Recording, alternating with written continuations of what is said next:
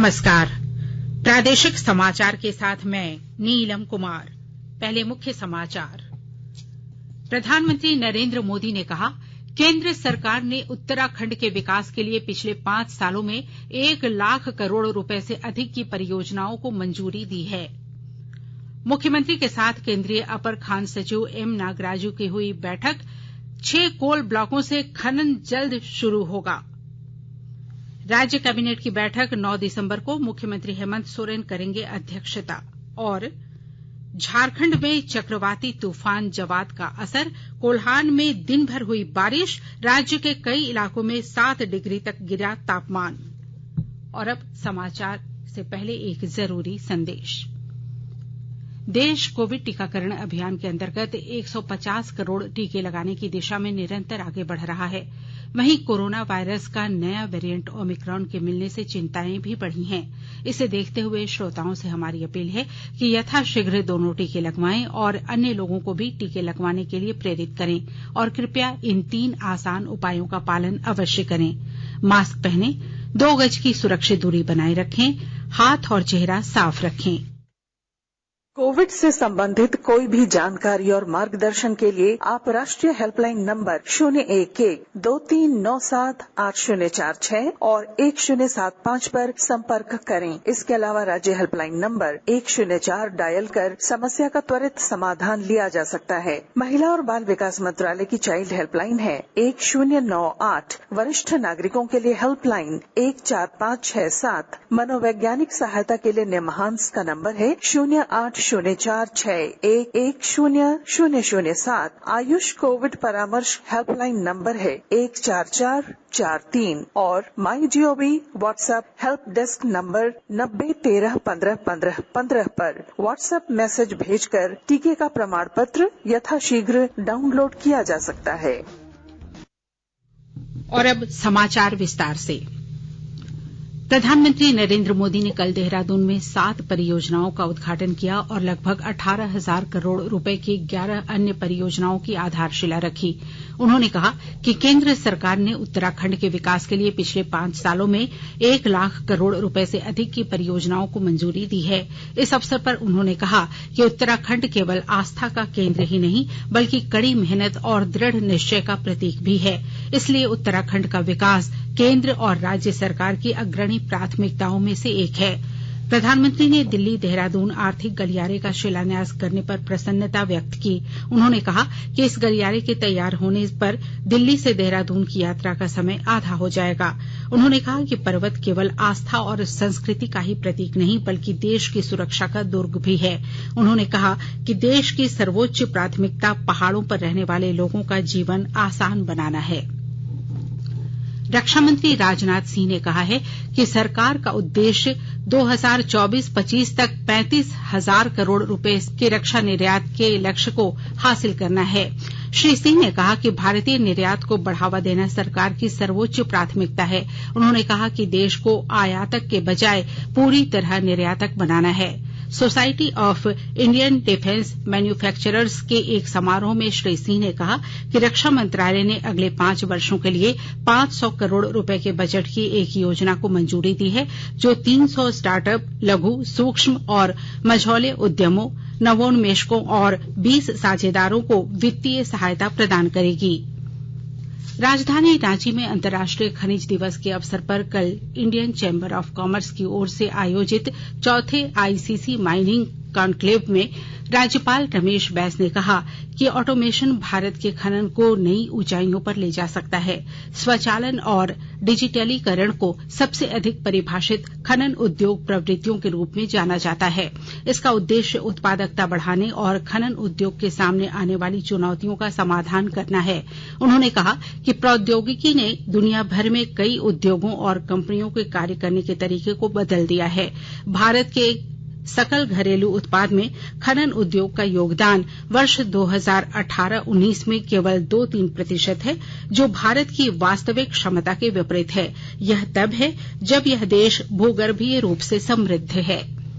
मुख्यमंत्री हेमंत सोरेन और केंद्रीय खान मंत्रालय के अपर सचिव एम नागराजू ने मिलकर राज्य के 29 कोल ब्लॉकों को चालू करने के संबंध में बैठक की। एम नागराजू ने मुख्यमंत्री को अवगत कराया कि राज्य के 6 कोल ब्लॉकों से खनन जल्द शुरू होगा। उन्होंने बताया कि राज्य के 29 कोल ब्लॉकों में से 3 कोल ब्लॉक में पहले से ही उत्खनन कार्य प्रारंभ है तथा आने वाले कुछ महीनों में केंद्र और राज्य सरकार के संयुक्त प्रयास से केरेडारी, चट्टी बरियातू, बदाम, तुबेद, टोकेसूद एवं लोहारी कोल ब्लॉक में उत्खनन कार्य शीघ्र ही चालू हो सकेगा। केंद्रीय खान मंत्रालय के अपर सचिव द्वारा मुख्यमंत्री के समक्ष जानकारी रखी गई कि इन 6 कोल ब्लॉकों में उत्खनन कार्य प्रारंभ करने को लेकर केंद्र और राज्य सरकार के पदाधिकारियों द्वारा सकारात्मक प्रयास किए जा रहे हैं। शीघ्र ही इन 6 कोल ब्लॉकों में उत्खनन कार्य प्रारंभ हो सके, यह हम सभी की प्राथमिकता होनी चाहिए। मुख्यमंत्री ने केंद्रीय खान मंत्रालय के अपर सचिव एम नागराजू को निर्देशित किया कि विभिन्न कोयला उत्खनन कंपनियों के आवंटियों को झारखंड एक्ट का पालन कराना सुनिश्चित किया जाए। राज्य सरकार के नियम के अनुसार उत्खनन कंपनियों में कार्यरत 75% मानव बल झारखंड के हों, यह प्राथमिकता के तौर पर सुनिश्चित की जाए। कोयला मंत्रालय ने बताया है कि चालू वित्तीय वर्ष के अंत तक कोयला उत्पादन 85 मीट्रिक टन तक पहुंच सकता है। इस वर्ष नवंबर माह तक लगभग 5 करोड़ टन कोयले का उत्पादन हुआ है, जो पिछले वित्तीय वर्ष के दौरान उत्पादित 62 मीट्रिक टन कोयले से अधिक है।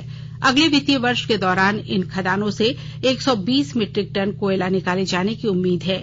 यह उपलब्धि घरेलू कोयला उत्पादन में आत्मनिर्भर भारत के लक्ष्य को पूरा करने में महत्वपूर्ण है। भारत ने कल एक बार फिर एक दिन में 1 करोड़ कोविड रोधी टीके लगाकर महत्वपूर्ण उपलब्धि हासिल की है। देश में अब तक कोविड रोधी टीकाकरण 127 करोड़ 55 लाख के पार पहुंच चुका है। स्वास्थ्य मंत्री मनसुख मांडविया ने ट्वीट करके कहा कि हर घर दस्तक अभियान तेज रफ्तार से चल रहा है तथा प्रधानमंत्री नरेंद्र मोदी के नेतृत्व में विश्व का सबसे बड़ा टीकाकरण अभियान नई ऊंचाइयों को छू रहा है और नए कीर्तिमान बना रहा है। आकाशवाणी के ताजा तरीन समाचारों के लिए आप हमारी वेबसाइट newsonair.com पर लॉग ऑन कर सकते हैं। ताजा समाचार Twitter handle @AIR news alerts और Facebook page All India Radio News पर भी उपलब्ध है। आप प्रादेशिक समाचार एकांश के Twitter handle @AIR news _Ranchi और फेसबुक, इंस्टाग्राम पेज तथा YouTube channel AIR news Ranchi पर भी हमारे बुलेटिन सुन सकते हैं। प्रादेशिक समाचार आप आकाशवाणी रांची से सुन रहे हैं और अब पेश है कोरोना से बचाव के कुछ संदेश।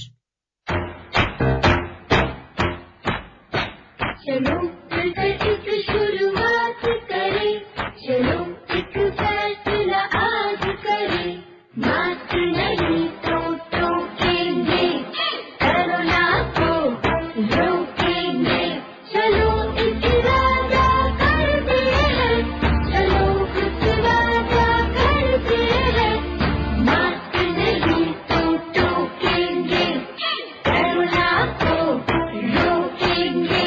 भारत सरकार द्वारा जनहित में जारी। कोविड-19 से बचाव और सुरक्षित रहने के 3 उपाय।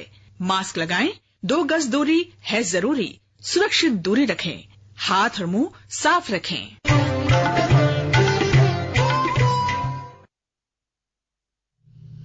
राज्य कैबिनेट की बैठक 9 दिसंबर को होगी। प्रोजेक्ट भवन में शाम 4 बजे से प्रारंभ होने वाली इस बैठक की अध्यक्षता मुख्यमंत्री हेमंत सोरेन करेंगे। इस बैठक में विधानसभा के शीतकालीन सत्र में प्रस्तुत होने वाले द्वितीय अनुपूरक बजट पेश किए जाने की स्वीकृति सहित विभिन्न विभागों के अंतर्गत संशोधित नियुक्ति नियमावलियों को भी मंजूरी दी जाएगी। बैठक की जानकारी मंत्रिमंडल सचिवालय एवं समन्वय विभाग ने दी है।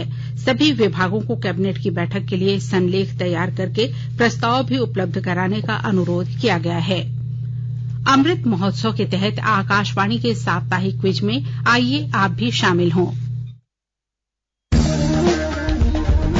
आजादी के 75 वर्षों का पर्व अमृत महोत्सव प्रत्येक बुधवार शाम 7 बजे प्रसारित होने वाले प्रादेशिक समाचार के दौरान पूछे गए प्रश्न का सही उत्तर देने वाले प्रथम 10 प्रतिभागियों में से लकी ड्रॉ द्वारा चुना हुआ एक प्रतिभागी इनाम का हकदार होगा। इसके लिए सुनते रहें आकाशवाणी रांची का प्रसारण।